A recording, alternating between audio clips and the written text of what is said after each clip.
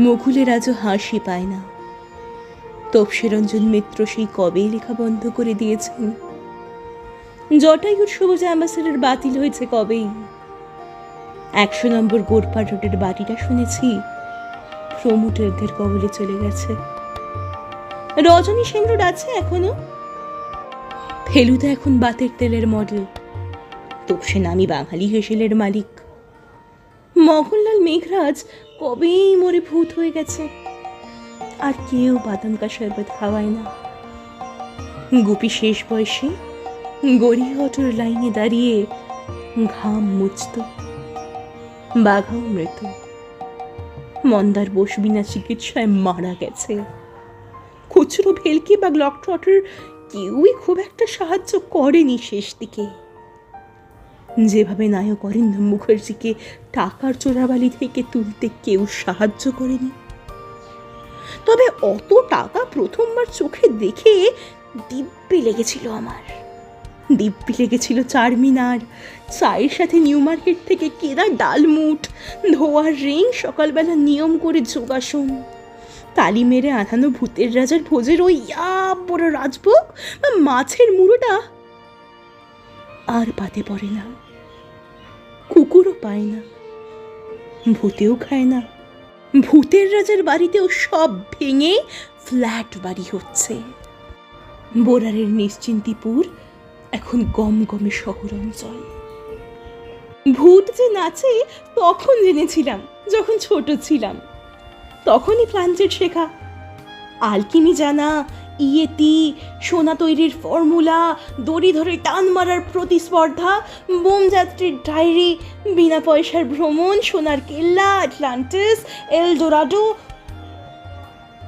তারপর এখন কি যে হলো, কখন যেন সবাই বড় হয়ে গেলাম।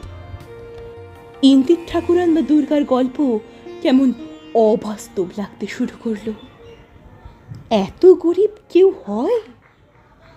আমার তখন হতাশা নতুন সিরিজের আইফোন না পাওয়ার, আমার গ্লানি রোজ উবের চড়তে না পারার।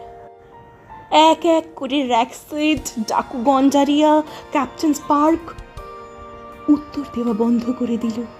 কতবার ভাবলাম বিডিপি থেকে ত্রিলোকেশ্বর শঙ্কু আমার বাড়ির ছাদে তার ইউএফওটা নিয়ে এসে একটা টাইম মেশিন দিয়ে যাবে। কই, এলো না তো আজও। অ্যানাইথিলিন, মিরাকিউরাল, ন্যাভিগার, অমিস্কোভস, নেভগন, ক্যামেরা পেজ, লিঙ্গুয়াক্রাভ, একে একে কে বা কারা আমার শৈশব থেকে চুরি করে নিয়ে গেল। আমি তখনও প্রখর রুদ্রের থেকেও দ্রুত দৌড়াচ্ছি, উচ্ছ্বাসার ইমারত গর্ব ভাবছি। তারিণী ঘোরও বারণ করেছিল বটে, কিন্তু তখন আমার শোনার সময় কই। আমার তখন ছেলেবেলার গল্পর বইগুলো ধুলো ঝেড়ে নিয়ে চিলেকোঠার ঘরে দুপুরবেলা পড়ার সময় কই। এখন তো পিকু অনেক বড় হয়ে গেছে। পিকুর মার দুপুরবেলা আসতো ওই যে কাকুটা, ওরা বৃদ্ধ। চারুলতাও তো থুরথুরে বুড়ি। অপর্ণা আর অপুর জন্য সিগারেটের প্যাকেটে লিখে রাখে না, খাবার পর একটা করে। আমরাও তো কখন যেন বড় হয়ে উঠলাম, সোমনাথের মতো মিডলম্যান হয়ে, সিদ্ধার্থের মতো রাগী হয়ে, বসকে খুশি করে, ক্লায়েন্টকে পছন্দসই মাল সাপ্লাই করে, আপোষ করে 1 নম্বরে 2 নম্বরে 3 নম্বরে করে আমরা সত্যি বড় হতে পারলাম না ভান করলাম বড় হবার এই কয়েক দশক ধরে। আদবে হয়তো রোজ কৈশোরা পুষে রাখা ছিল কোটের পকেটে, ফর্মাল শুটের কলারে, অফিসের ফাইলের ভাঁজে। ধন্যবাদ সত্যজিৎ রায়, বারবার টাইম মেশিনে চাপিয়ে আমার ফেলে আসা রং পেন্সিল, গরমের ছুটির 1 টাকার পেপসি, দূরদর্শনের ছুটি, পাড়ার লাইব্রেরি, খেলার মাঠ 3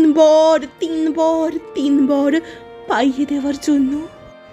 এই জন অরণ্যে আশা আকাঙ্ক্ষা না পাওয়ার অনেক কিছুর মধ্যেও পেয়েছি নাম সত্যজিৎ। আজ বাঙালির সেই সবচেয়ে প্রিয় মাস্টার মশাইয়ের জন্মদিন। আমাদের ফেলে রেখে তোপসের লেখা বন্ধ করিয়ে ফেলুদার মগজ অস্ত্রে শান দেওয়া থামিয়ে দিয়ে জটায়ু ঠাঁই ঠাঁই ঠাঁইয়ের শব্দ যত দূর অবধি পৌঁছায় তার অনেক দূরে উনি চলে গেছেন, রেখে গেছেন আমাদের গোটা ছেলেবেলা। মহারাজা, তোমারে সেলাম।